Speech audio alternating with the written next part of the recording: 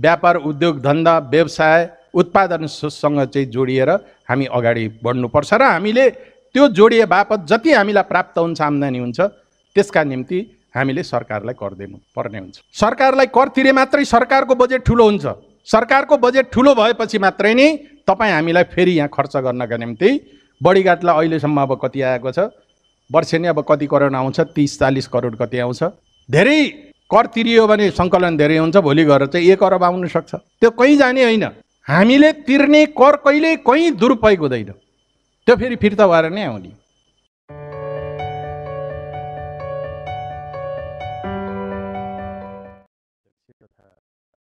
यसै गाउँपालिकाका अध्यक्षज्यू, गण्डकी प्रदेश सभाका माननीय सदस्यद्वय, विभिन्न राजनीतिक पार्टीका प्रतिनिधिज्यूहरू, यसै गाउँपालिकाका जनप्रतिनिधिज्यू, यस कार्यालय भवन निर्माण गर्नका निम्ति जग्गा दान गर्नुहुने सबै दाताहरू र उपस्थित सम्पूर्ण दाजुभाइ दिदीबहिनीहरूमा म सर्वप्रथम हार्दिक अभिवादन टक्र्याउन चाहन्छु। यहाँहरूको मैले लामो समय लिन्न, धेरै कुराहरू आइसकेका छन्, म दोहोऱ्याउन पनि चाहन्न। म थोरै कुराहरू मात्रै राख्न चाहन्छु। अघि माननीय सदस्यज्यूले भनिसक्नु भएको छ, बोलेर होइन गरेर देखाउने हो। नेकपा अब बोल्ने होइन गर्ने हो, किनकि हामी सत्तामा छौँ, सरकारमा छौँ। प्रदेश सरकारमा पनि नेकपा छ, सङ्घ सरकारमा पनि नेकपा छ र यो बढीघाट गाउँपालिकामा पनि नेकपाको सरकार छ। त्यसैले भाषण गर्ने होइन, यो गर्छु त्यो गर्छु भनेर होइन, अब हामीले गरेर देखाउने हो। जे गर्न सकिन्छ त्यही बोल्ने हो। चुनावको कुरा चाहिँ त्यो बेग्लै कुरा हो। चुनावमा जनतालाई आकर्षण गर्नका निम्ति हामीले जे पनि बोल्छौँ, जे पनि गर्छौँ। तर अब हामीले सिक्नुपर्छ, आगामी चुनावमा हामीले जे गर्न सक्छौँ त्यही बोल्नुपर्छ। गर्न नसकिने कुराहरू चाहिँ हामीले बोल्न हुँदैन र जसले गर्न नसक्ने कुरा चाहिँ बोलेर भोलि गर्न सक्दैन उनीहरूलाई जनताले हामीले चाहिँ बिदा गर्नुपर्छ, नमस्ते भन्नुपर्छ। त्यसैले अब बोल्न सिक्ने होइन, भाषण गर्न सिक्ने होइन, जनतालाई चाहिँ भ्रम दिन सिक्ने होइन कि अब काम गर्न चाहिँ हामीले सिक्नु पर्यो। साँच्चीकै हामीले व्यवस्था के हो सिक्नु पर्यो। हामीले अपनाएको व्यवस्था के हो, यसको संवैधानिक व्यवस्था के हो, यसको संरचना के हो, संघीयता भनेको के हो, अधिकार भनेको के हो, कर्तव्य भनेको के हो, हाम्रो दायित्व के हुन्छ, लोकतन्त्र भनेको के हो, मनपरी बोल्ने, विरोध गर्न पाउने, जति विरोध गरेर पनि सजाय नहुने व्यवस्था लोकतन्त्र हो कि? साँच्चीकै हाम्रो कर्तव्य दायित्व पुरा गर्नका निम्ति हामी स्वतन्त्र हुने व्यवस्थालाई हामीले लोकतन्त्र भनिदियौँ। किनकि अहिले चाहिँ लोकतन्त्रको चाहिँ आफ्नो ढङ्गले व्याख्या गर्ने हामी भएका छौँ, अधिकारलाई आफ्नै ढङ्गले चाहिँ व्याख्या गर्ने भएका छौँ। र हामी जनता अधिकार सम्पन्न भएका छन्। त्यस कारणले हामी चाहिँ के ठान्छौँ त भन्दाखेरि हामीभन्दा ठुलो कोही पनि छैन। हामीले सम्मान गर्न पनि छाडिसकेका छौँ। दर्जा अनुसार हामीले सम्मान गर्न पनि छाडेका छौँ। प्रक्रिया अनुसार हामीले कसलाई विरोध गर्ने हो, विरोध गर्दाखेरि पनि कसरी विरोध गर्ने हो, विरोध के कुरामा गर्ने हो, असहमति जनाउने हो भने पनि असहमति कसरी जनाउने हो, असन्तुष्ट नै भइएछ भने पनि त्यो असन्तुष्टि कसरी जाहेर गर्ने हो भन्ने बारेमा हामीले कुनै बार बन्देज हुन्छ हुँदैन, हाम्रो हिजोको संस्कार के हो, हाम्रो परम्परा के हो, हाम्रो संस्कृति के हो, यी सबै कुरा हामीले अहिले भुलेका छौँ। हामीले आँखा चिम्लेर आफूले भने जस्तो भएन भने हामीले के ठान्छौँ त भन्दाखेरि आँखा चिम्लेर हामीले चाहिँ विरोध गर्न पनि हामी पछि पर्दैनौँ। र यी सबै कुराहरूबाट पृथक रहेर अब हामी अगाडि नबढ्ने हो भने अधिकार खोज्ने होइन, दायित्व निर्वाह गर्नेतर्फ हामीले नसोच्ने हो भने, नकारात्मक ढङ्गले सोच्ने होइन, सकारात्मक ढङ्गले सबै कुरालाई चाहिँ अगाडि नबढ्ने हो भने, नबढाउने हो भने, नसोच्ने हो भने हामीले समृद्धि प्राप्त गर्न सक्दैनौँ। हामी अगाडि बढ्न सक्दैनौँ। न हाम्रो गाउँ अगाडि बढ्न सक्छ, न हाम्रो चाहिँ समाज अगाडि बढ्न सक्छ, न हाम्रो संस्कृति नै अगाडि बढ्न चाहिँ सक्छ। न मानसिक हिसाबले हामी सबै स्वस्थ हुन सक्छौँ। हाम्रो समाजको मनस्थिति, मानसिकता पनि त्यो विकृत बन्छ। विकृत मानसिकताले, समाजको विकृत मानसिकताले कहिले पनि सकारात्मक कुरा प्राप्त हुँदैन, समृद्धि प्राप्त हुँदैन। त्यसैले अहिलेको संविधानले कल्पना गरेको, परिकल्पना गरेको, हामीले के ठानेका छौँ, यो अहिलेको संविधानले हामीले अधिकार दिएको छ भनेर ठानेका छौँ। यो पनि हाम्रो अधिकार, त्यो पनि अधिकार, यो पनि विरोध गर्न पाइन्छ, त्यो पनि गर्न पाइन्छ, असन्तुष्टि चाहिँ जाहेर गर्न पाइन्छ, मनपरी बोल्न पाइन्छ, मनपरी भन्न पाइन्छ। त्यतिसम्म होइन कि एउटा मोबाइल बोकेर, क्यामेरा बोकेर चाहिँ सडकमा गइसकेपछि फैसला गर्न पनि पाइन्छ। युट्युबमा चाहिँ फैसला गरिदिने, यो यस्तो हुनुपर्छ, उस्तो हुनुपर्छ भन्ने, अनि अलिअलि चाहिँ बाहिरबाट चाहिँ रकम जम्मा गरेर अनि वितरण गरे जस्तो नाकटर्पकनी गर्ने, अनि अदालत नचाहिने, पुलिस नचाहिने, कारबाही सारबाही सबै आफैले चाहिँ गरिदिने खालको एउटा चाहिँ अराजक खालको जुन अवस्था सिर्जना भएको छ, यसले कहिल्यै पनि हामीलाई, हाम्रो समाजलाई अगाडि लाग्दैन। हामीले फैसला गर्ने होइन। हामीले कसैको बारेमा चाहिँ उसलाई, कुनै पनि व्यक्तिलाई कसैले नराम्रो गरेछ, गल्ती गरेछ भने पनि त्यसलाई नाङ्गे झार गर्ने अधिकार हामी कसैलाई पनि छैन। त्यो प्रेस स्वतन्त्रता होइन, त्यो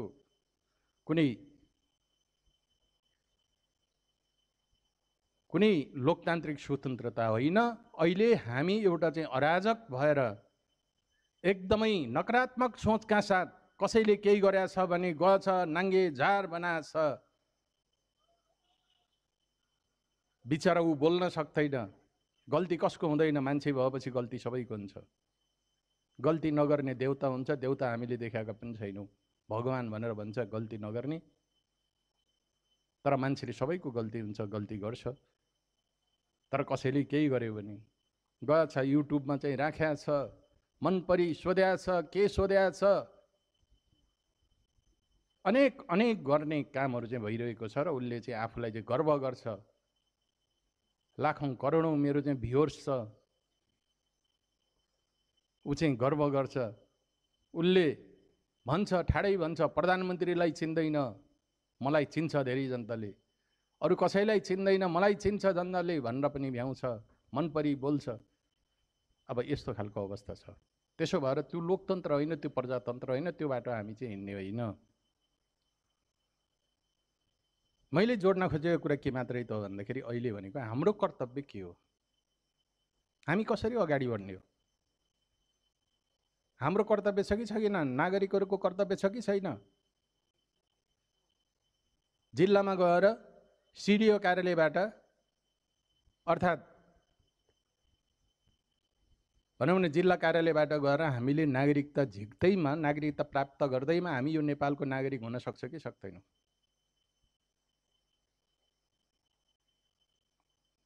हामी जनता बनेका छौँ। हिजो रैती थियो होला, अहिले जनता बनेका छौँ। जनता बनेर हुन्छ? अब त नागरिक बन्नुपर्छ। मैले धेरै पटक भनेको छु, जनता र नागरिक भनेको फरक फरक कुराहरू हुन्। नागरिक त्यसलाई भन्छ, नागरिकता प्राप्त गर्दैमा नागरिक हुँदैन।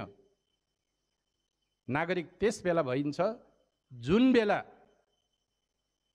प्रत्येक नागरिकले आफ्नो दायित्व बोध गर्छ र आफ्नो दायित्व पुरा गर्छ, तिनीहरू मात्रै नागरिक हुन्। र अहिले संविधानले भनेको छ कि नागरिक भनेको नागरिक हुने हो भने सरकारका हरेक ठाउँमा उसले कर तिर्नुपर्छ। जसले कर तिर्छ उनीहरू नागरिक हुन्, जसले कर तिर्दैन उनीहरू नागरिक होइन। कर भनेको के हो? घर जग्गा कर मात्रै कर होइन, त्यो त घर जग्गाको कर हो। नागरिक कर भनेको जसले आम्दानी गर्छ, जो उत्पादनसँग गाँसिन्छ उसले जति आम्दानी गर्छ, आम्दानी गरे बापत,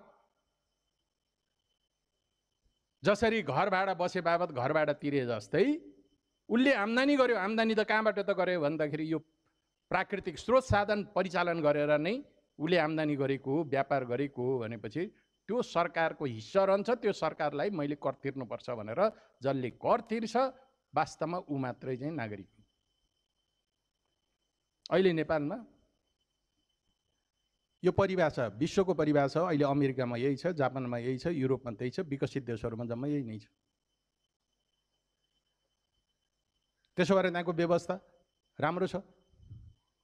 उनीहरूले काम गर्छन्, काम गरिसकेपछि कम्तीमा पनि 50-60% उनीहरूले चाहिँ जम्मै कर चाहिँ फेरि चाहिँ सरकारलाई तिर्छ।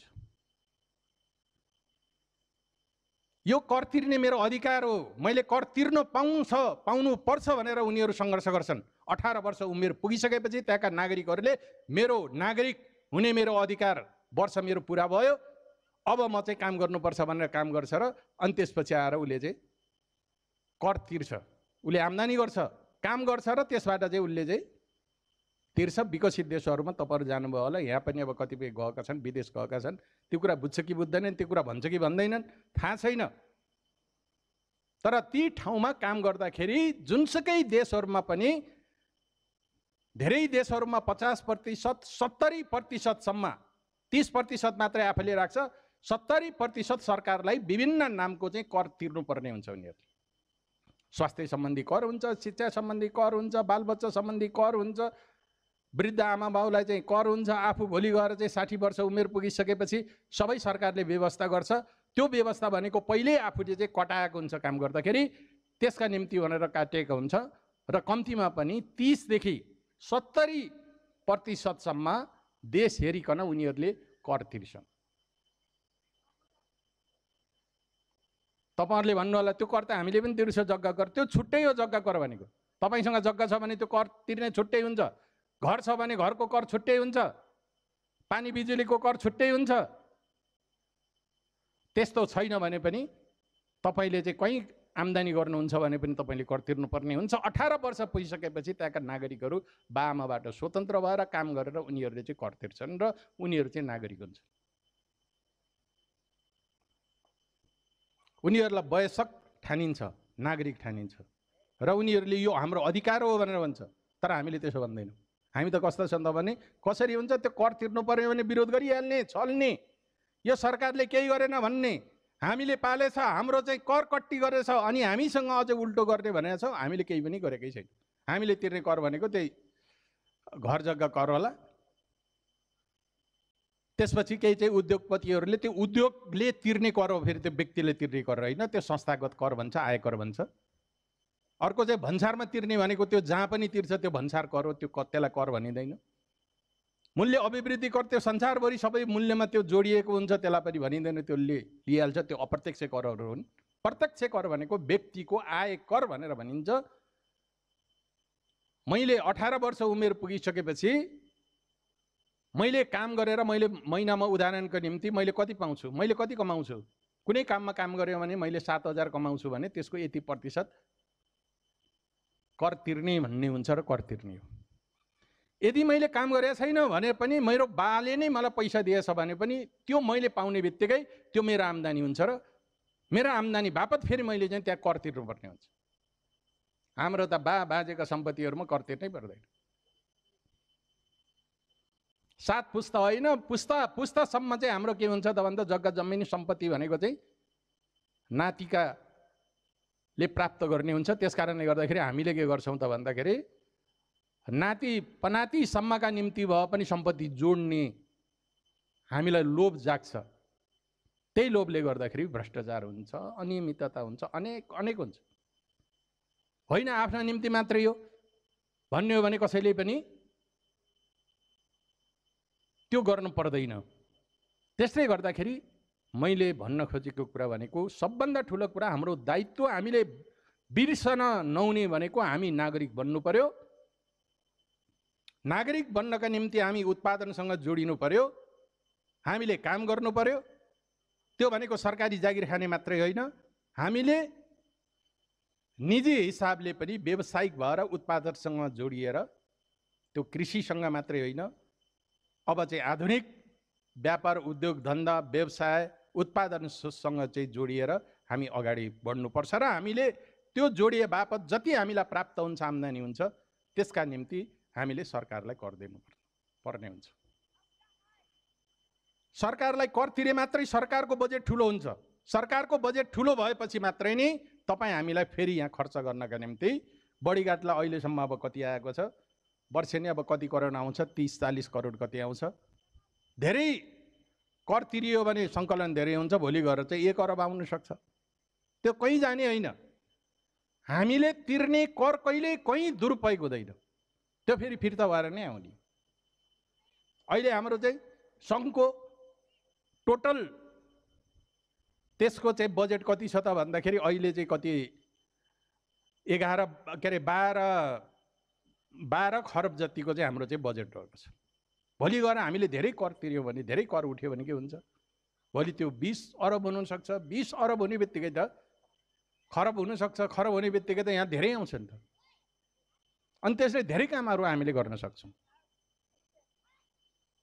हिजो भन्यो यहाँ बाटो थिएन, घाटो थिएन, बाटोघाटो केही पनि थिएन, हिँडेर आउनु पर्थ्यो। तपाईँ हामीलाई थाहा छ स्याङ्जाको नागडाँडामा यताबाट जाँदाखेरि नागडाँडा नभए अब यता बुटोल, तानसेन, पाल्पा र यता के अरे बागलुङबाट चाहिँ गइयो भने अब हिँडेर नै हामी चाहिँ स्याङ्जाको नागडाँडामा गएपछि बल्ल चाहिँ मोटर चढ्न पाइन्थ्यो। त्यो धेरै पहिलाको कुरा। अब त्योभन्दा धेरैको कुरा गर्ने हो भने त अब हिँडेर नै जानुपर्ने हुन्थ्यो। धेरै पहिलाको कुरा त नगरौँ, त्यस बेला हामी कहीँ जानुपर्ने पनि थिएन। अब धेरै जाने भनेको गाउँ बेसी गर्ने, लेक बेसी गर्ने बाहेक केही हुँदैन थियो। तर जसरी अहिले चाहिँ विकास भइरहेको छ त्यसले गर्दाखेरि अब हामी चाहिँ टाढा टाढा जानुपर्ने, अहिले त अब विदेशै जानुपर्ने भएको कारणले गर्दाखेरि अहिलेको चाहिँ समाज अर्को ढङ्गले चाहिँ विकास भएको छ, त्यो सङ्गठित भएर अगाडि बढेको छ। त्यसले गर्दाखेरि अब हामीले त्यही अनुसार नै हामीले चाहिँ चल्नुपर्छ। र धेरै ठाउँमा हामीले सरकारको आम्दानी भनेको सरकारसँग त्यो कुबेरको ढुकुटी भन्छ नि, कुबेरको ढुकुटी कहिले पनि नरित्तिने भन्छ नि लोककथामा, अर्थात् हाम्रो पौराणिक कथाहरूमा। कुबेर भनेको धनी हो, उसको ढुकुटी कहिले रित्तिन्। त्यस्तो होइन सरकारको ढुकुटी भनेको त तपाईँ हामीले चाहिँ पैसाबाट चाहिँ जम्मा हुने हो। तपाईँले 1 रुपियाँ चाहिँ कुनै कामको निम्ति कुनै कर तिर्नुभयो भने त्यो 1 रुपियाँ त्यहाँ जम्मा हुन्छ। र यो यसरी चाहिँ करोडौँ करोड नेपालीहरूको चाहिँ यस्ता चाहिँ रकमहरू जम्मा भएर त्यो बजेट चाहिँ बन्ने हो। हामीले सबभन्दा पहिले त्यो कुरा चाहिँ बुझ्नुपर्छ। र यो बुझ्न सकिएन भने हामीले के गर्छ त भन्दा जम्मै सरकारले गरिदिनु पर्ने। बाहिर विदेशमा सरकारले के गरेछ, अमेरिकाले के गरेछ, युरोपमा के गरेछ, त्यो हामीले बुझ्ने प्रयत्न गर्नु पर्यो। त्यहाँको चाहिँ बजेट किन ठुलो छ त भन्दा त्यहाँका जनताले सबभन्दा धेरै कर बुझाउँछन्। जुन देशका जनताले धेरै कर बुझाउँछन् त्यो देशको बजेट ठुलो छ।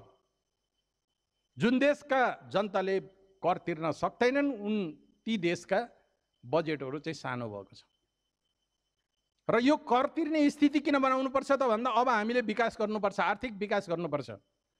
सबै नेपालीहरूले कमाउने सक्ने हुनुपर्छ।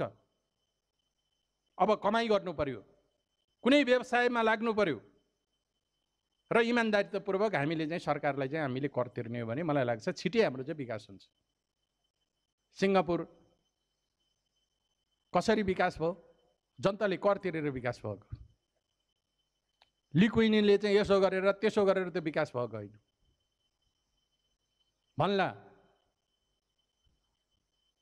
भन्दाखेरि के भन्छ त भन्दा ली कुइनी जस्तो चाहिँ नेता चाहियो, अर्थात् अहिले आएर सी जिनपिङ जस्तो चाहिँ नेता चाहियो भनेर भन्ला। तर सी जिनपिङले चाहिँ बनाएको होइन छिन्, उनले चाहिँ एउटा नीति लिएर आए, आर्थिक विकासको एउटा नीति लिएर आए।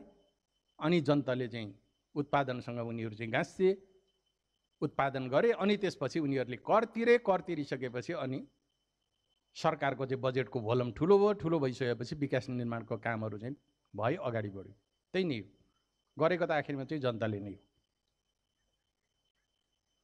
जुन देशमा हामी कन्जुस हुन्छौँ र हामीले सरकारले गरेको कुराहरूलाई अनेक बहाना बनाएर हामीले विरोध गर्छौँ, कर तिर्ने कुरा गर्दाखेरि हामी चाहिँ विरोध गर्छौँ भने त्यो समाजले, त्यो देशले कहिल्यै प्रगति गर्न सक्दैन। कर लगाउँदाखेरि प्रगतिशील हुनुपर्छ, त्यो जायज हुनुपर्छ, न्यायिक हुनुपर्छ, त्यो आफ्नो ठाउँमा छ। अनावश्यक हिसाबले चाहिँ जनतालाई भार दिने होइन, मार पार्ने होइन। तर कमाइन्छ भने, आम्दानी हुन्छ भने हामीले फेरि चाहिँ सरकारलाई चाहिँ कति प्रतिशत हो आफैले हामीले चाहिँ कर तिर्नुपर्छ। नेपालको कर भनेको संसारको सबैभन्दा न्यून कर भएको देश भनेकै नेपाल हो। यो कुरा पनि बुझ्नु पर्यो, यो तथ्य पनि बुझ्नु पर्यो। यहाँका जनताले सबभन्दा थोरै कर तिर्छन्, प्रत्यक्ष कर सबैभन्दा थोरै तिर्छन्।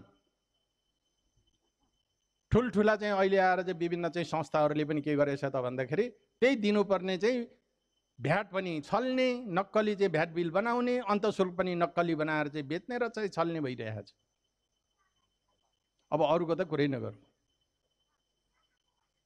मालपतमा जग्गा पास गर्नु जानुभयो भने तपाईँलाई के हुन्छ?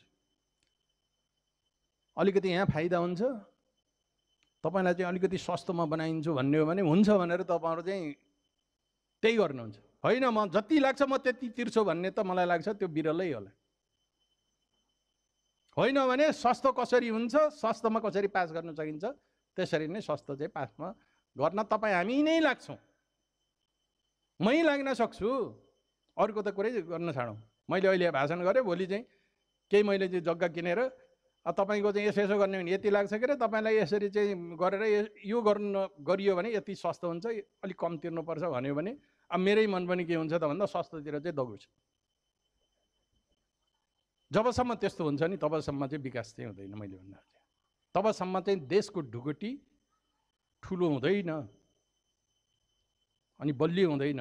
तपाईँ हामी मात्रै बलियो भएर हुँदैन, तपाईँहरू मात्रै चाहिँ तपाईँ हामी मात्रै धनी भएर हुँदैन, तपाईँ हाम्रो मात्रै गगनचुम्बी भवन भएर चाहिँ देश विकास हुँदैन। त्यस कारणले गर्दा देश विकास हुनका निम्ति सबभन्दा पहिला देशको, सरकारको, राज्यको राष्ट्रिय ढुकुटी नै बलियो हुनुपर्छ।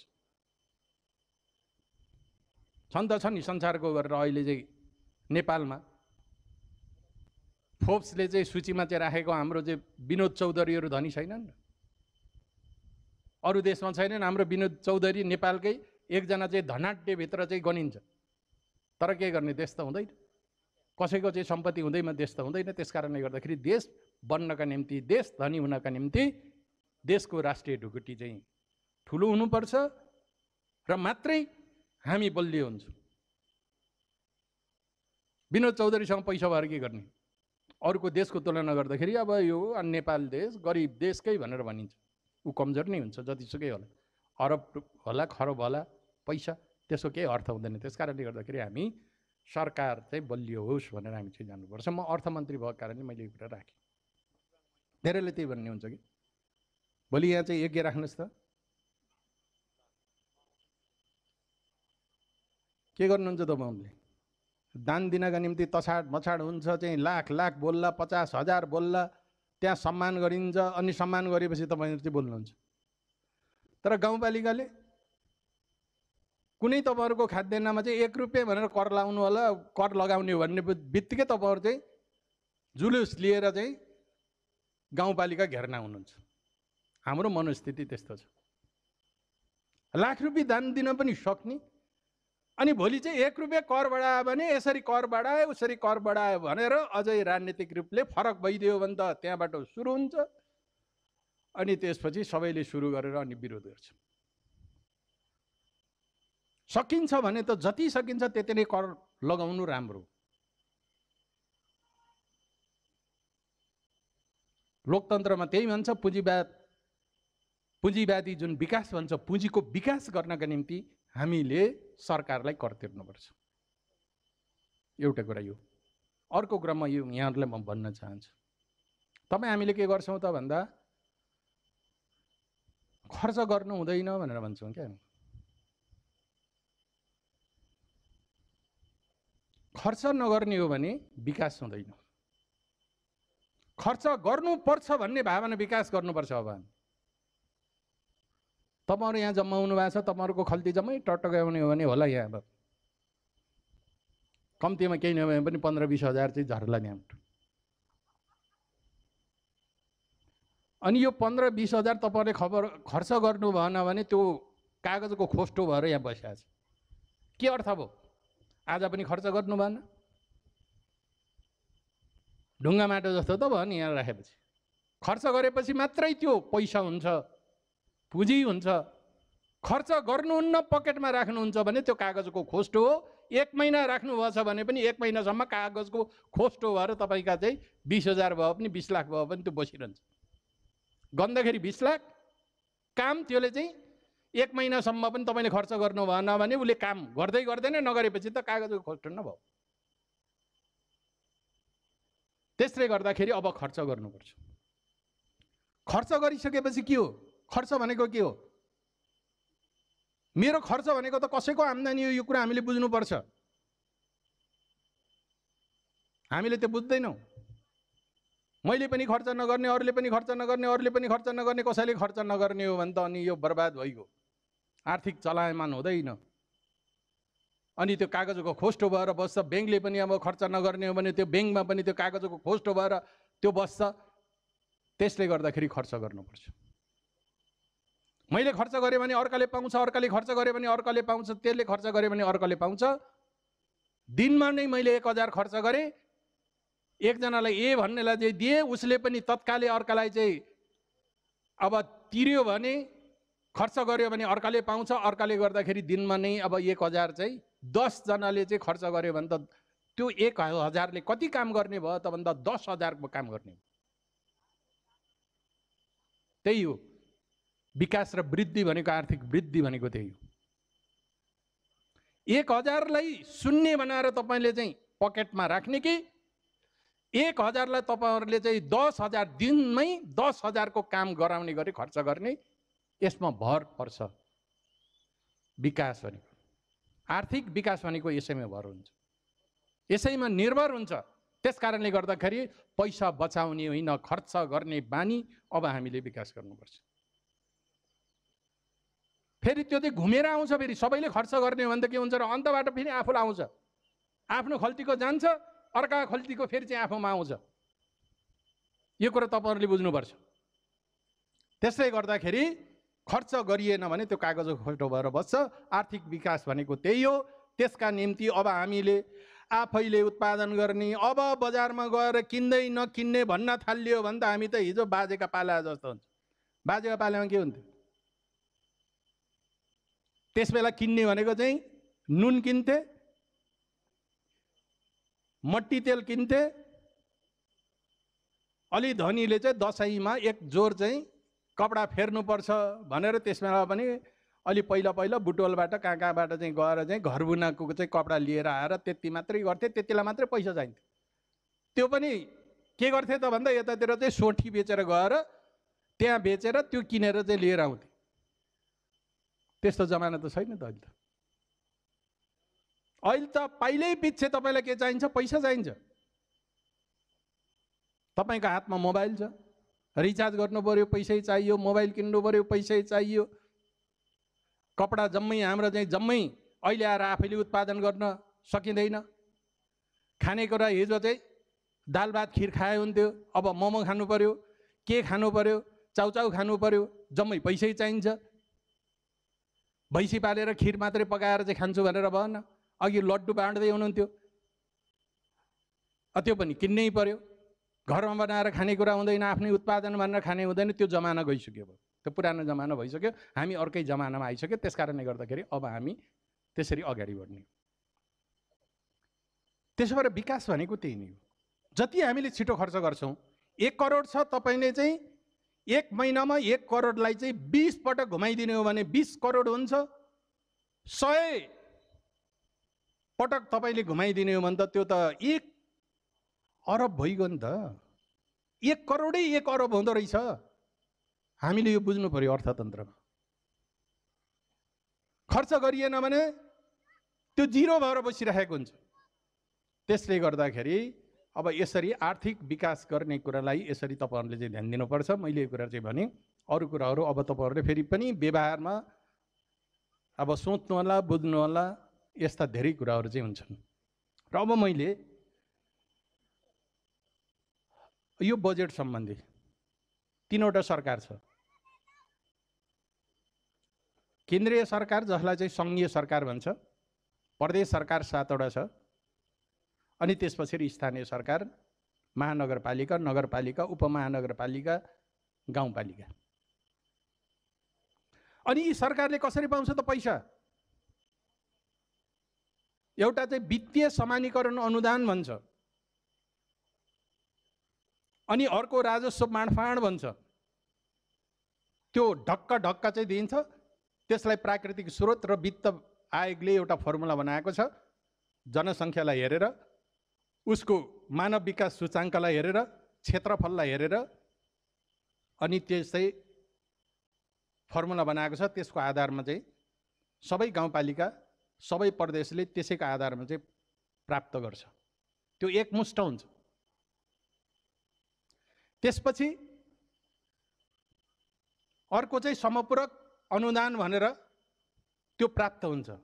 समपूरक अनुदान भनेपछि त्यो 50-50 कुनै पनि कार्यक्रम हामीले पहिले त्यो कार्यक्रम चाहिँ बनाउनुपर्छ। त्यो कार्यक्रममा चाहिँ 50 चाहिँ सम्बन्धित या प्रदेश सरकार या अब स्थानीय सरकारले चाहिँ राख्नु पर्यो, अनि त्यसपछि अनि सङ्घ सरकारले पठाउँछ। त्यस्तै गरेर प्रदेशले पनि स्थानीय सरकारलाई पठाउँछ। अर्को भनेको विशेष अनुदान भन्ने हुन्छ, शिक्षा स्वास्थ्य सम्बन्धी, त्यो सामाजिक सेवा सम्बन्धी चाहिँ गर्ने कामहरूलाई विशेष अनुदान भनेर चाहिँ दिइन्छ। त्यसलाई यो कार्यक्रमका निम्ति भनेर त्यो चाहिँ दिइन्छ। त्यसपछि आएर अर्को चाहिँ सशर्त अनुदान भन्ने हुन्छ। त्यो पनि पहिले माथिबाट प्रदेशले दिने हो भने प्रदेशले नै यो योजनामा भनेर चाहिँ छुट्याइदिन्छ। त्यो गाउँपालिकाले आफूले चाहिँ त्यो रोज्न पाइँदैन। सिफारिस त गाउँपालिकाबाट चाहिँ लिन्छ नै, गाउँपालिकाको सिफारिसकै आधारमा छान्ने कुरा हो। तर गाउँपालिका आफैले, गाउँसभा आफैले, नगरसभा आफैले त्यसलाई चाहिँ छान्न पाउँदैन। कार्यक्रम छान्ने बनाउने भनेको तिनै वित्तीय समानीकरण अनुदान र राजस्व बाँडफाँडमा चाहिँ आउने र तपाईँहरूको आफ्नो आन्तरिक जुन स्रोत हुन्छ त्यो स्रोतबाट चाहिँ जम्माउने र त्यसबाट चाहिँ त्यो तपाईँहरू स्वतन्त्र ढङ्गले आफूले चाहिँ बनाउने हो। त्यसबाहेक कुनै पनि पैसा पहिला जस्तो गरेर अब यसमा पनि सहयोग गर्ने, उसमा पनि सहयोग गर्ने भनेर अहिले चाहिँ दिन पाइँदैन। त्यही अन्तर्गत आउने हो। त्यही अन्तर्गत त्यस कारणले गर्दाखेरि तपाईँहरूले कुनै पनि कार्यक्रम गर्नुपर्छ, कुनै पनि बनाउनुपर्छ भने तपाईँहरूले पहिला त्यो वित्तीय समानीकरण अनुदान र राजस्व बाँडफाँड सबैभन्दा ठुलो रकम त्यसमा आउने हो। त्यो रकममा तपाईँहरूले राखेका गौरवका आयोजनाहरू, प्राथमिकतामा राखेका 1 नम्बरका चाहिँ आयोजनाहरूलाई, कार्यक्रमहरूलाई सबभन्दा पहिला तपाईँहरूले त्यो रकमबाट छुट्याउनुपर्छ। त्यसपछि अरूलाई तपाईँहरूले चाहिँ यसमा म समपूरकमा काम गर्छु भनेर अनि त्यही अनुसार चाहिँ समपूरकमा पनि आयोजनाहरू छान्नु पर्यो। सशर्त हो भने तपाईँहरूले त्यही अनुसार सिफारिस गरेर पठाउनुपर्छ। तर अब यहाँ कतिपय ठाउँमा चाहिँ गाउँपालिकाले के गर्ने त भन्दा झन् मुख्य आफूले गर्नुपर्ने चिज चाहिँ बाँकी राख्ने, पछि चाहिँ केन्द्रसँग मागौँला, प्रदेशसँग मागौँला भनेर अनि अरूमा चाहिँ आएका पैसा जति अरूमा चाहिँ कार्यक्रममा चाहिँ बाँडेर चाहिँ विभाजन गरेर सक्ने, अनि त्यसपछि प्रदेशसँग आश गरेर बस्ने, सङ्घसँग आश गरेर चाहिँ बस्ने काम त्यो चाहिँ बेठिक हो। त्यसरी चाहिँ हुँदैन। किनकि प्रदेश र सङ्घले त पहिले एकमुष्ट पैसा पठाइसकेको छ। तपाईँहरूले छान्नुहोस्, हामीले छान्न सक्दैनौँ, तपाईँहरूको चाहिँ प्राथमिकता भनेर त्यो पैसा पठाइसकेपछि त आफैले छान्नु पर्यो। अनि त्यो पैसा अन्यत्र खर्च गर्ने, अनि त्यसपछि फेरि यहाँका प्राथमिकता कुरा चाहिँ आफूले छानेका प्राथमिकता चाहिँ ल प्रदेशले गरिदिए हुन्थ्यो भनेर प्रदेशतिर धाउने, अनि चाहिँ सङ्घतिर चाहिँ धाएर त्यो प्राप्त हुँदैन है। यो कुरा तपाईँहरूले प्रश्न हुनु जरुरी छ। सङ्घको आफ्नो चाहिँ महत्त्वको चाहिँ कार्यक्रमहरू मात्रै सञ्चालन गर्छ। प्रदेशले पनि आफ्नो चाहिँ आवधिक योजना बनाएको छ, त्यो योजनाको आधारमा मात्रै खर्च गर्छ। त्यसो गर्दाखेरि के हुन्छ त भन्दा सङ्घको प्राथमिकता, प्रदेशको प्राथमिकता र स्थानीय तहको प्राथमिकता नमिल्न सक्छ। तपाईहरुलाई लाग्न सक्छ ओहो हामीलाई प्राथमिकता लागेको चाहिँ यो प्रदेशले चाहिँ वास्तै गरेन भन्छ। प्रदेशको त फेरि 11वटा जिल्ला छ, जिल्लालाई हेरेर उसले प्राथमिकता तोक्नुपर्छ। त्यसरी तोक्दाखेरि के हुन्छ त भन्दा जस्तो खानेपानी भनियो, अहिले हामीले के कार्यक्रम राखेका छौँ, आधारभूत खानेपानी चाहिँ 2 वर्षभित्र गण्डकी प्रदेशमा आधारभूत खानेपानीको व्यवस्था गर्ने भनिसकेपछि अब जुन जुन ठाउँमा चाहिँ यहाँ आधारभूत खानेपानी पुगेको छैन त्यो ठाउँमा मात्रै हामीले यहाँ आयोजना हाल्छौँ। अब भोलि गर्दाखेरि अब हामीलाई त्यहीँ पर्ने नै थिएन, त्यसको ठाउँमा चाहिँ अन्त दिइदिए हुन्थ्यो भन्ने तपाईँहरूलाई लाग्न सक्छ। तर त्यो त प्रदेशको चाहिँ अब योजनाको कुरा भयो। त्यस्तै गरेर हामीले 2 वर्षभित्र उज्यालो बनाउने प्रदेशभित्र भनेका छौँ। अनि यहाँ त जम्मै उज्यालो छ, झन् पोखरा भनौँ न, पोखरा चाहिँ महानगरपालिकाको निम्ति त त्यहाँ जम्मै बत्ती बलेको छ। अनि त्यहाँ त पर्ने भएन त्यो कार्यक्रम जहाँ बत्ती बलेको छैन त्यहाँ पर्ने भयो। अनि हाम्रो प्राथमिकतामा चाहिँ हामीलाई पार्दै पारेन, हामीले भनेको ठाउँमा पार्दै पारिएन, अब उज्यालो भन्छ, अब हामीलाई चाहिँ नपर्ने भयो भनेर चाहिँ भन्न सक्छ। त्यस कारणले गर्दाखेरि त्यो फरक हुनसक्छ। मैले उदाहरणको निम्ति भन्न खोजेको।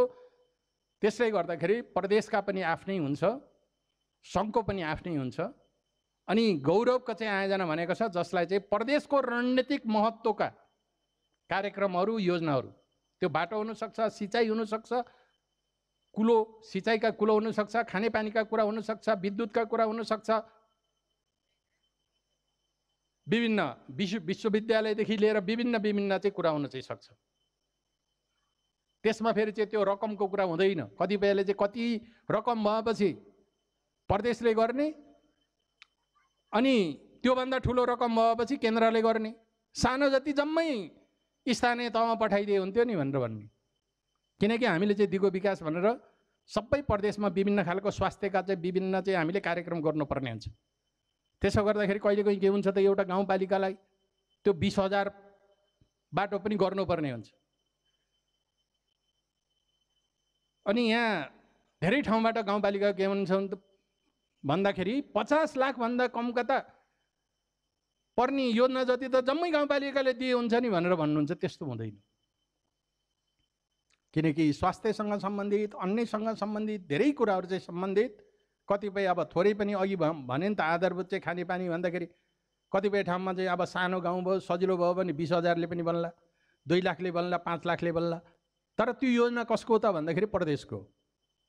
त्यो चाहिँ गाउँपालिकालाई चाहिँ त्यो दिने कुरा हुँदैन। फेरि गाउँपालिकाको पनि त्यो प्रदेशले पनि के गर्छ त आफ्नो चाहिँ त्यो अनुदानबाट नै बनाउने। हामीले त पहिले पैसा दिइसकेका छौँ, बाँडिसकेका छौँ, सबै भनिसकेका हुन्छौँ स्थानीय तहलाई तपाईँलाई चाहिँ सशर्तमा चाहिँ यति आउँछ, विशेषमा यति आउँछ, समपूरकमा यति आउँछ, समानीकरण अनुदानमा, वित्तीय समानीकरण अनुदानमा यति आउँछ, राजस्व बाँडफाँडमा यति आउँछ भनेर पहिले हामीले भनिसकेका हुन्छ। सङ्घले पनि भनिसकेका हुन्छ, प्रदेशले पनि भनिसकेका हुन्छ। त्योभन्दा चाहिँ धेरै कुरा आउँदैन। आयो भने प्रदेशको आफ्नै योजनाको रूपमा आउँछ, सङ्घको आफ्नै योजनाको रूपमा आउँछ। र केही अबण्डको रूपमा राखिएका केही कार्यक्रमहरू तत्काल टुक्याउन सकिएन, विभिन्न स्थानीय तहमा कस्तो छ स्थिति हेरेर त्यहाँ लागू गर्नुपर्छ भनेर त्यसरी केही छुट्याएको छ भने पछि पनि फेरि त्यसरी सशर्त चाहिँ अनुदानहरू आउन सक्छन्, विशेष कार्यक्रमहरू अनुदानहरू चाहिँ आउन सक्छन्। तर त्यसरी आउँदाखेरि तपाईँहरूले सिफारिस गरेको पर्दैन। त्यो सङ्घको हो भने सङ्घकै सिफारिसले महत्त्व दिए अनुसार आउँछ, प्रदेशको हो भने प्रदेशकै अनुसार चाहिँ आउँछ। यसमा तपाईँहरू चाहिँ प्रश्न हुनु जरुरी छ। र अब यो प्रशासकीय भवन हामीले लगातार चाहिँ मलाई लाग्छ यो गत चाहिँ 2 आर्थिक वर्ष त्यो गइसक्यो देखि हामीले प्रत्येक गाउँपालिकाको अहिले वडा कार्यालय होइन, आफ्नो चाहिँ गाउँपालिकाको कार्यालय, नगरपालिकाको कार्यालय अर्थात् महानगरपालिकाको चाहिँ कार्यालय भवन बनाउनका निम्ति भनेर समपूरक अनुदान दिने भनेर हामीले त्यो बजेट छुट्याएका छौँ। गत वर्षहरूमा धेरै गाउँपालिकाले गर्न सकेन, 5 वटा गाउँपालिकाले मात्रै गर्यो। सम्पन्न गरे यो 2 वर्षमा। उनीहरूले मात्रै जग्गा प्राप्ति गर्न सकेर टेन्डर दिएर उनीहरूले बनाए, अरूले चाहिँ बनाएका छैन। र यस वर्ष अहिले आएर अब गएकै वर्ष चाहिँ यो परेको हो। अब यहीँ गएकै वर्षमा चाहिँ अब शिलान्यास गर्ने भन्ने थियो। अनि मैले त्यस बेला अब समय दिन सकिनँ। होइन तपाईँले नै शिलान्यास गर्ने भनेर भन्नुभयो। अनि के गर्दा गर्दा गर्दा अनि कोभिड आयो। कोभिड आएपछि गएको वर्ष त्यत्तिकै गयो र अहिले आएर यो शिलान्यास भएको छ। हामीले 1 करोड त हामीले छुट्याइसकेका छौँ। यसै वर्ष तपाईँहरूले काम सम्पन्न गर्नुभयो प्रगतिको आधारमा। अब जस्तो अब 2 करोड हामीले यहाँ दिन्छौँ। 2 करोड हामीले दिँदाखेरि अब 4 करोडको काम हुनुपर्छ। 2 करोड गाउँपालिकाले राख्नुपर्छ। यो समपूरक भनेको आधा आधा गर्ने। अब यो 6 करोडको भनेर भन्ने छ, समथिङ 6 करोड 5 करोड कति अरू के अब सम्झाउने आदि इत्यादि गर्दा 6 करोडै पुग्छ होला भन्ने कुरा गर्नुभएको छ। अब त्यो व्यवस्थाको निम्ति पनि अर्को आगामी वर्षमा चाहिँ होला। अब के गर्ला अब उहाँ अब गाउँपालिकाले त्यो सोच्ने कुरा भयो। तर अहिले अब 2 करोड यसै वर्ष तपाईँहरूले चाहिँ 4 करोड सम्पन्न गर्नुभयो भने 4 करोडको काम गर्नुभयो भने 2 करोड हामीले चाहिँ हालिदिन्छ। अर्थात् 4 करोडभन्दा माथिको हुनु पऱ्यो 2 करोड प्राप्त गर्न। अनि 6 करोडकै गर्नुभयो भने पनि भइहाल्यो, 2 करोड पाइहाल्नुहुन्छ। तर 4 करोडभन्दा कमको भयो भने फेरि त्यही अनुसार चाहिँ थोरै नै पाउनुहुन्छ। 1.5 करोडको काम गर्नुभयो भने त्यो आधा मात्रै दिने हो। 1 करोड हामीले दिँदैनौँ।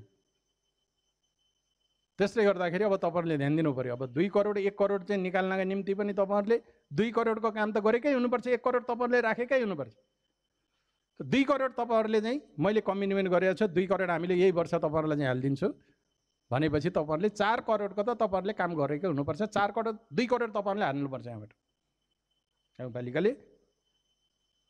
र अब यसै गरी अब यहाँ अब स्वास्थ्यको कुरा पनि आएको छ। अब हामीले गाउँपालिकाका निम्ति अब स्वास्थ्य अब भवनहरू चाहिँ निर्माण गर्नका निम्ति भनेर प्रत्येक गाउँपालिकाका निम्ति एउटा अब हस्पिटल निर्माण गर्ने भनेर कार्यक्रम पनि राखेका छौँ। अब यसको जग्गा अघि म पनि गएर त्यहाँ हेरेँ, जग्गा प्राप्ति तपाईँहरूले गर्नुभएको छ। मलाई अत्यन्त खुसी लागेको छ। मलाई लाग्छ कि यो ठाउँ स्वास्थ्यको निम्ति भनेको यहाँका जनताहरू अग्रसर भएर अब जग्गा दिइरहेका छन्। भवन भनेर जग्गा दिइरहेका छन्, कार्यालय भवन भनेर, क्याम्पसका निम्ति भनेर चाहिँ त्यसरी चाहिँ जग्गा चाहिँ दिइरहेका छन् यहाँका दाताहरू। अब दानवीर दाताहरू चाहिँ यहाँ हुनुहुन्छ। हुन त अब दान दिएर चाहिँ चल्दैन। मैले अगाडि नै भनेर नि दान दिएर हामीले चल्नु पनि हुँदैन, चलेर पनि हुँदैन। कसैले दिएर कुनै देश प्रगति भएको छैन। कसैको चाहिँ मागेर, कसैले चाहिँ मागेर कोही धनी पनि हुँदैन, समृद्ध हुँदैन। मैले भने कि अघि हामी चाहिँ अब उत्पादनमा लाग्नुपर्छ, खर्च गर्नुपर्छ। खर्च गर्ने हैसियत आफूलाई बनाउनुपर्छ, त्यसलाई नै प्रगति भन्छ। त्यो आफ्नो ठाउँमा छ। त्यसकारणले गर्दाखेरि यो भोलिका दिनहरूमा यो हामी चाहिँ प्रारम्भिक अवस्थामा छौँ, सुरुको अवस्थामा छौँ, सङ्घीयताको सुरुको अवस्थामा छौँ। यो सरकार चाहिँ जग हाल्ने ठाउँमा हामी चाहिँ पुगेको छौँ। हामीको चाहिँ आन्तरिक अब स्रोतहरू हामीले चाहिँ व्यवस्थित गर्न सकेका छैनौँ। आय स्रोतहरू अब यहाँका चाहिँ धेरै कुराहरू प्राकृतिक स्रोतहरूले परिचालन गर्ने आफ्नो अधिकार क्षेत्रभित्रका यहाँका चाहिँ व्यवसायहरू सानातिना जति छन् व्यवसायहरूलाई पनि अब चाहिँ करको दायराभित्र लिएर आउने। बरु चाहिँ 1 रुपियाँ नै किन नहुन्, राख्नुपर्छ। अब हामी सानो भनेर हामीले छाडिदिनु हुँदैन। जसको जस्तो हैसियत हुन्छ त्यही नै रूपमा चाहिँ हामीले सरकारलाई चाहिँ कर तिर्ने। कर भनेको जसले पनि धनीले ठुला ठुला यति लाख कमाउनेले मात्रै तिर्नुपर्छ भन्ने जस्तो के संसारमा त्यस्तो हुँदैन। कर भनेको त हामीले किन तिर्न नपाउने, त्यो हाम्रो अधिकारको कुरा हो। कर तिरेन भने हामी चाहिँ नागरिक भइएन भन्ने हुन्छ। त्यसो भएर चाहिँ दायित्व नागरिकहरूले चाहिँ आफ्नो दायित्व पुरा गर्न पाए मात्रै उनीहरूले के हुन्छ त भन्दाखेरि आफूलाई गर्व गर्छ। मैले यो देशमा म यो फलानाको नागरिक हुँ भनेपछि मैले यो देशलाई मैले यति तिरेको छु, मैले आम्दानी यति गरेको छु, मैले यति तिरेको छु भनेर भन्नु पर्यो। अहिले त हामी त के गर्छ त भन्दा सरकारलाई तिर्नै नपरे, करै तिर्नु नपर्ने भने चाहिँ आनन्द हुन्छ। हामी त्यस्तो सोध्ने होइन। अब हामी चाहिँ साँच्चैकै समृद्धिको बाटो अगाडि बढ्ने हो भने हामीले यी कुराहरूलाई चाहिँ ध्यान दिनुपर्छ। र यहाँका चाहिँ आय स्रोतहरू ढुङ्गा गिटी बालुवा मात्रै होइन, यसले ढुङ्गा मात्रै होइन, यहाँका चाहिँ अब त्यो के भन्छ यो भिरमौरीदेखि लिएर प्राकृतिक जडीबुटीदेखि लिएर हामीसँग उत्पादन हुने चाहिँ कृषि उत्पादनदेखि लिएर धेरै कुराहरूलाई हामीले करको दायरामा लिएर आउने, त्यसलाई व्यवस्थित ढङ्गले चाहिँ अगाडि बढाउने, त्यसको मूल्य श्रृङ्खला अभिवृद्धि गर्ने ढङ्गले त्यसलाई हामीले फेरि चाहिँ ऊ पनि गर्न सक्छौँ। त्यसलाई प्याकेजिङ गर्ने, प्रोसेसिङ गर्ने हो भने त्यसलाई चाहिँ हामीले चाहिँ मूल्य बढाउन सक्छौँ। जस्तो दुध मानामा बेच्दा एउटा हुन्छ, त्यसलाई प्याकेजिङ गरेर बेच्दाखेरि चाहिँ त्यसको मूल्य बढी हुन्छ। त्यस्तै गरेर त्यसलाई घिउ बनाइयो अझ बढी हुन्छ, दही बनायो बढी हुन्छ, अनि घिउबाट मिठाई बनाए झन् अर्को चाहिँ बढी मूल्यमा बेच्न सकिन्छ। यसरी चाहिँ हामीले सबै कुराहरूलाई, हाम्रा उत्पादनहरूलाई पनि हामीले गाउँठाउँमा आफ्नै ठाउँमा त्यसलाई मूल्य श्रृङ्खला बढ्ने हिसाबले त्यसलाई प्रोसेसिङ गरेर एउटा औद्योगिक कृषिलाई पनि उद्योगसँग चाहिँ जोडेर, केही नभए पनि घरेलु साना उद्योगसँग चाहिँ जोडेर हामीले अगाडि बढाउनुपर्छ र गाउँपालिकाले एकदमै सबै किसानहरूलाई पनि वर्गीकरण गर्ने, छुट्याउने र उनीहरूलाई के सहयोग गर्नुपर्छ। त्यस्तै गरेर यहाँका उद्योग धन्दा कल कारखाना भन्नाले अब सानातिना व्यवसायहरू छन् भने पनि सबैलाई दर्ता गर्ने, घरहरू छन् भने पनि सबैलाई दर्ता गर्ने। पक्की घर कस्ता हुन्छन्, कच्ची घर कस्ता हुन्छ, कच्ची घरको के गर्ने, पक्की घरलाई के गर्ने, अब खानेपानीका कुरा आउलान्, बिजुलीका कुरा आउलान्, सबैलाई अब व्यवस्थित ढङ्गले सबैलाई हामीले केमा कन्भर्ट गर्नुपर्छ त भन्दा अब पुँजीमा कन्भर्ट गर्नुपर्छ। हिजोको जस्तो गरेर आफैले खोस्रेछ, आफैले उब्जाछ, आफैले खाएछ, अनि त्यसको मूल्य केही पनि नहुने, त्यस्तो तरिकाले होइन कि अब सबैलाई अब मूल्यमा कन्भर्ट गरेर हामीले आर्थिक विकासलाई अगाडि बढाउनुपर्छ। र यसका निम्ति अहिले अब यो केन्द्रीय प्रसारण लाइन अब यहाँबाट चाहिँ अगाडि बढेको छ, माथि ढोरपाटनसम्म पुगेको कुरा मैले थाहा पाएको छु। ढोरपाटन भन्नाले बुर्तिबाङसम्म, अहिले त्यो ढोरपाटनसम्म हो। मध्य पहाडी राजमार्ग, जसलाई पुष्पलाल राजमार्ग पनि भनेर भनिन्छ, यो काम पनि भएको छ, ठेक्का लागेको छ, ठेक्का भइरहेको छ। मलाई लाग्छ यो ठेक्का भनेको अब ओटासिल गर्ने स्तरको बाटो हो, ठेक्का हो भन्ने मलाई चाहिँ लाग्छ। मैले जम्मै बुझेको पनि छैन। हामीले फेरि ओटासिल भनेको एकदमै ठुलो पिच होइन, यो चाहिँ ओटासिल गर्ने अहिले प्रारम्भिक कुरा हो। त्यो ठेक्का लागेको छ, त्यसलाई पनि अहिले अब विभिन्न हिसाबले चाहिँ बाढी पहिरोले क्षति पुर्याएको छ, घर क्षति पुर्याएको छ, धनजनको चाहिँ क्षति भएको छ। त्यसले गर्दाखेरि अब प्रदेश सरकारले चाहिँ, गण्डकी प्रदेश सरकारले अब सबै ठाउँको 11वटै जिल्लाको अब पुनः निर्माण गर्नुपर्ने के पुनः निर्माण गर्नुपर्ने छ, बाटो होला, बिजुली होला, पानी होला, त्यो सङ्घ अन्तर्गतको कार्यक्रम होला, कोही के होला, ती सबैहरूलाई चाहिँ समन्वय गरेर एउटा पुनः निर्माण गर्ने कामलाई पनि अगाडि बढाउने छ। अब त्यसका निम्ति अब हामीले हाम्रो एउटा कोभिडलाई पनि हामीले खर्च गर्नु परिरहेको छ। अझ तपाईँहरूलाई भनौँ, संसारमा सबैभन्दा बढी सरकारले कोभिडका निम्ति सरकारले, जहाँ कि सरकारलाई चाहिँ हामी नागरिकहरूले नागरिक दायित्व हामीले पुरा गरेकै छैनौँ, कर तिरेकै छैनौँ, र पनि नागरिकले उपचार गरिरहेको छ अहिलेसम्म। त्यही अमेरिकामा त्यो भएको छैन, त्यही युरोपका चाहिँ धेरै देशहरूमा भएको छैन। त्यसले गर्दाखेरि अहिले सानै भए पनि हामीले त्यहाँ खर्च गरिरहेका छौँ र बाँकी अहिले अर्थतन्त्र प्रभावित भएको छ। हाम्रो राजस्वमा अहिले आएर 60% पनि उठेको छैन, 40% त घाटा लागिसकेको छ। किनकि त्यो आम्दानी भनेको, सरकारको आम्दानी भनेको एउटा चाहिँ भन्सारबाट उठ्ने हो। अहिले अब बिक्री वितरण नै भएको छैन, भन्सार नै बन्द छ, त्यो उठ्ने कुरै भएन। अर्को मूल्य अभिवृद्धि कर हो, बजार बल्ल बल्ल खुलेको छ। अब त्यो वस्तु किनमेल नगरेपछि मूल्य अभिवृद्धि कर बढ्ने कुरै भएन। त्यसपछि अर्को भनेको संस्थागत आयकर हो, त्यो उद्योग व्यवसायले चाहिँ अब यो विभिन्न कल कारखाना उद्योग व्यवसाय कम्पनीहरूले तिर्ने हो, त्यो जम्मै बन्द अवस्थामा छ, उसले तिर्ने कुरै भएन, त्यहीँबाट पनि राजस्व उठेको छैन। र अर्को भनेको अन्तशुल्क हो। अन्तशुल्क भनेको यही अब जाँड रक्सी चाहिँ बेच्ने, चुरोट बेच्नेलाई अन्तशुल्क भन्छ। त्यो चाहिँ अब एकदमै चर्को छ, त्यही भएर अब यो चुरोट बिँडी रक्सी महँगो हुने कारण पनि त्यही नै हो। कहिलेकाहीँ हामीले नबुझेर के भन्छौँ त भन्दाखेरि हाम्रो घरपालुवालाई पनि ब्रान्ड गर्नुपर्छ भनेर हामी भन्छ। त्यो ब्रान्ड गर्ने हो भने फेरि त्यो हाम्रो त्यो घरपालुवा पनि त्यस्तै महँगो हुन्छ। किनकि 300 त अब त्यसलाई चाहिँ उसले चाहिँ कर लिइदिन्छ सरकारले। त्यो हो ब्रान्डिङ गर्ने भनेको।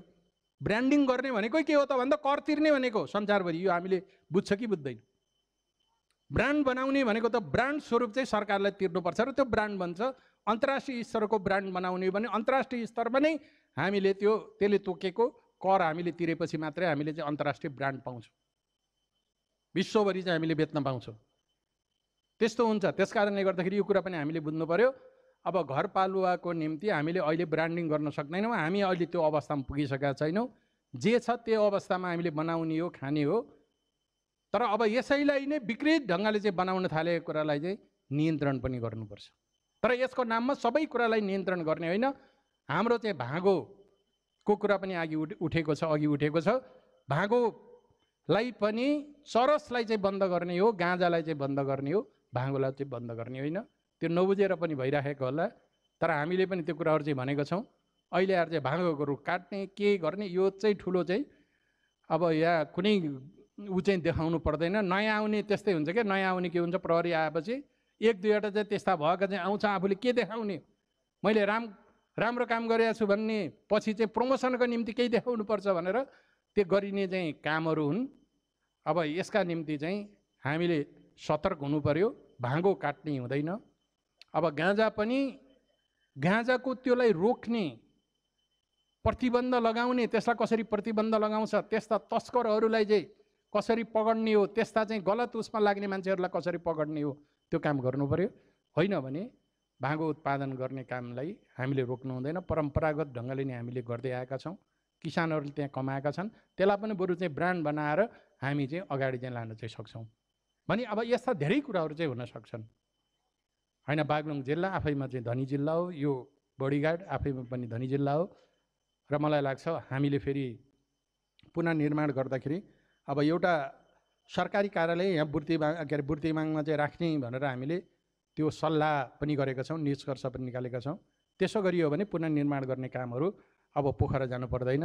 यहाँका आसपासका चाहिँ अब गाउँपालिकाहरूलाई पनि हुने गरेर 2-3वटा चाहिँ गाउँपालिकाहरूलाई हुने गरेर बुर्तिमाङमा त्यहाँ सबै बुर्तिमाङको मेयरले चाहिँ भवन, कोठा आवश्यक पर्ने कार्यालय भवनदेखि सबै हामी व्यवस्था गर्छौँ भनिसकेपछि हामीले भौतिक पूर्वाधार विकास मन्त्रालय अन्तर्गत यहाँका चाहिँ प्राविधिक मान्छेहरूलाई चाहिँ यहीँ नै राख्ने गरेर यहाँ के निर्माण गर्नुपर्छ, कसो गर्नुपर्छ, कहाँ जाँच्नुपर्छ, कहाँ यसको चाहिँ अब डिपिआर गर्नुपर्छ, अब सबै कामहरू चाहिँ गर्ने गरी हामीले अब यो दसैँ पछाडि अब छिट्टै हामीले चाहिँ यहाँ स्थापना गर्दै गर्छौँ। त्यसो गरेपछि तपाईँहरू चाहिँ बागलुङ जानु पनि पर्दैन। यहीँबाट चाहिँ हुने गरेर त्यो व्यवस्था पनि गर्न लागिरहेको छौँ। र अन्य सबै यो पूर्वाधार निर्माण सम्बन्धी पनि हामीले दसैँ सकिने बित्तिकै भनौँ, अहिले अब दसैँभन्दा अगाडि त नसकिएला, सबै कुराहरू कहाँ के गर्न सकिन्छ त्यो हामीले चाहिँ गर्ने कुरा यहाँहरूलाई अनुरोध गर्दै, यहाँहरू सबैलाई म हार्दिक धन्यवाद दिँदै, बडीघाट गाउँपालिकालाई पनि धन्यवाद दिँदै म आफ्नो भनाइ समाप्त पार्छु। हस्त, धन्यवाद।